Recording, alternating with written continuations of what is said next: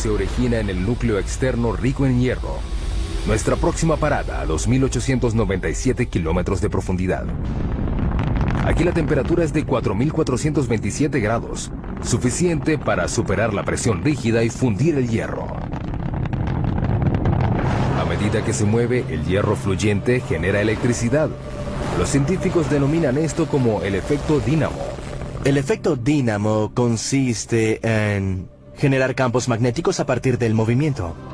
Pero uno de los grandes misterios es cómo los movimientos del hierro fundido que está bajo la superficie genera un campo magnético. No sabemos cómo la turbulencia del metal líquido origina un dínamo. Es un movimiento de convención turbulento y desordenado. Esta esfera gigante puede darnos algunas respuestas. Es un modelo mecánico de la Tierra. Es parte de un experimento de la Universidad de Maryland que busca descubrir por qué la Tierra es magnética. La esfera tiene 7 metros de ancho, pesa 23 toneladas y rota a una velocidad máxima de 130 kilómetros por hora.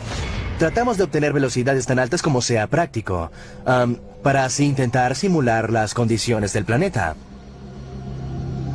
El núcleo externo está hecho del mismo material de la esfera, el hierro, un buen conductor eléctrico. El núcleo interno ya es magnético, pero es débil. Nadie sabe exactamente por qué, pero al igual que un dínamo gigante, la corriente que se mueve a su alrededor crea un campo magnético. Por supuesto, Lathrop no puede reproducir las condiciones reales del núcleo externo. No podemos ir al núcleo, por eso no podemos ver directamente qué sucede. Pero cree que puede aproximarse. Debe llenar la esfera de 3.220 metros cúbicos de un líquido. Hasta ahora solo ha usado agua, pero ha planificado usar sodio líquido hirviendo.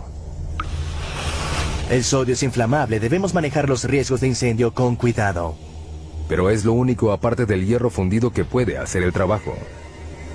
El sodio tiene la ventaja de que se derrite a una temperatura relativamente baja y es un excelente conductor comparado con el hierro líquido. La esfera es el último de una serie de experimentos. Comenzamos construyendo experimentos del tamaño de la mano, que luego pasaron al tamaño de una pelota de básquetbol y luego del tamaño de, no sé, una pelota de medicina. Es el más grande hasta ahora, pero al igual que el campo magnético de la Tierra, nadie sabe cómo funcionará el experimento.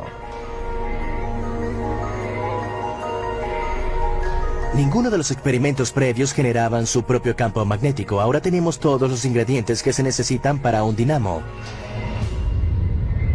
Una vez descritas las características y cualidades de los objetos que se rigen por la geometría dinámica, ha llegado el momento de explicar y desarrollar los principios básicos de la geometría dinámica. Es decir, cómo es la mecánica del movimiento, que da lugar a las partículas y objetos, a partir de los cuales se genera todo el universo conocido.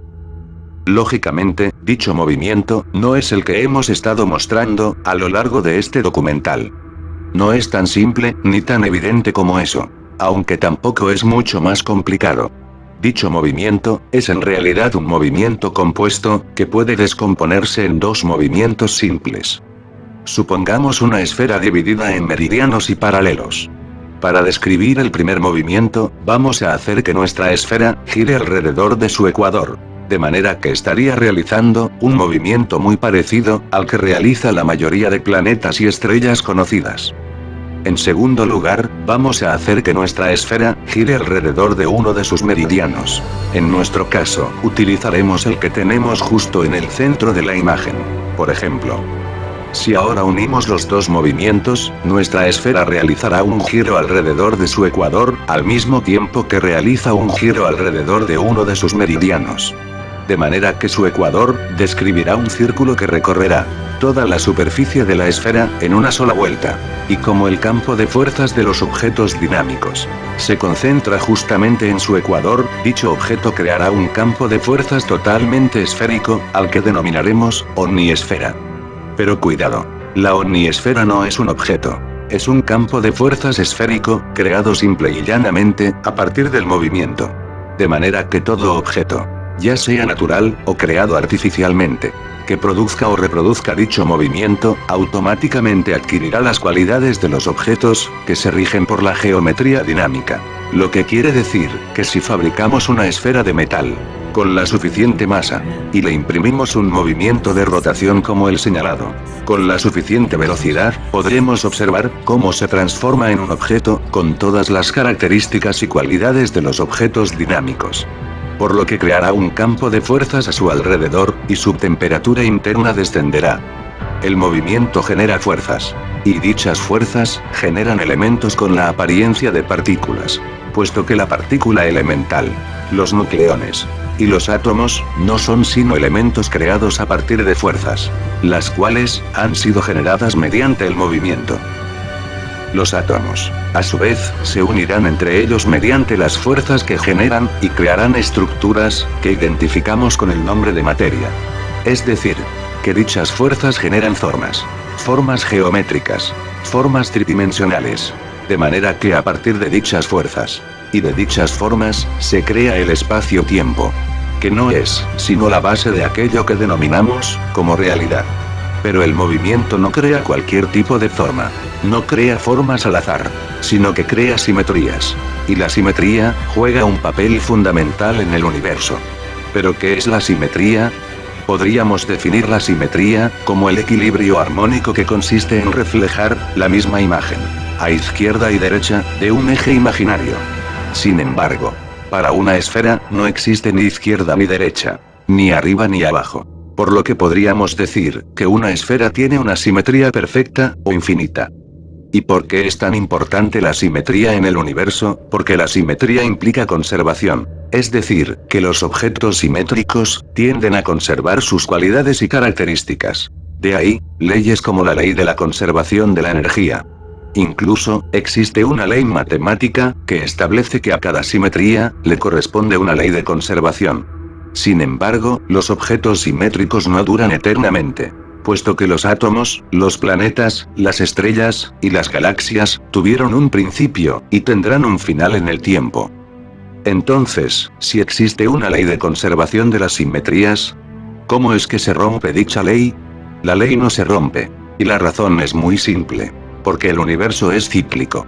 Todos los objetos simétricos que contiene el universo siguen un ciclo de nacimiento, vida y muerte. Es decir, que dichos objetos mueren y vuelven a nacer. Quizás no renazcan en el mismo espacio, quizás no sea en el mismo tiempo, o quizás no sea en el mismo universo, pero de una forma u otra, dicho ciclo se repetirá hasta la eternidad. Incluso la energía sigue un ciclo parecido, puesto que, aunque la energía siempre sea energía, a lo largo de su existencia, su naturaleza alternará entre los estados de energía y de materia, adoptando unas veces una forma, y otras veces otra. Ahora bien, ¿cómo se crean las simetrías, y cómo se conservan? Las simetrías solo se pueden crear, gracias al movimiento, y se conservan gracias a los campos de fuerzas, que producen los objetos dinámicos. De manera que todos los objetos simétricos que contiene el universo, son cíclicos y tienden a conservarse.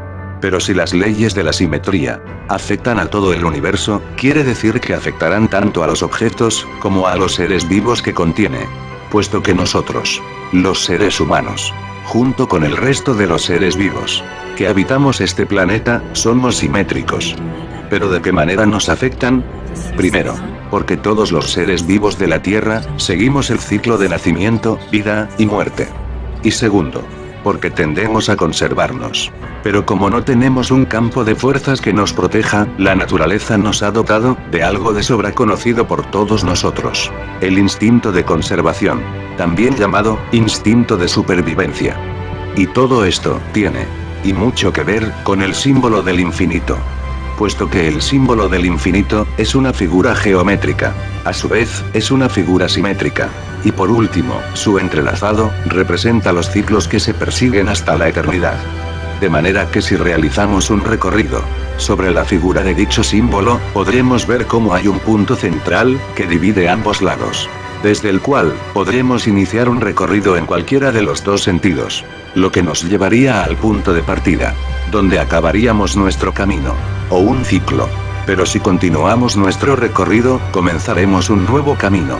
o un nuevo ciclo, que nos llevará de vuelta al punto de partida. Y así, sucesivamente. Pero si se fijan con atención, los ciclos no comienzan y terminan en cualquier lado, sino que siempre empiezan y terminan en el mismo punto. Es decir, que las simetrías empiezan y terminan de la misma manera. Acuérdense de cuando hablamos de los límites de la existencia en el universo. Y de cómo la singularidad absoluta y el cuanto de energía eran, en definitiva, la misma cosa. Es decir, puntos adimensionales que representan el principio y el fin del universo. Por lo que ya no podemos preguntarnos qué había antes de nuestro universo, puesto que el principio de nuestro universo fue el final de otro. Y cuando el nuestro acabe, comenzará a gestarse otro. Y así, sucesivamente.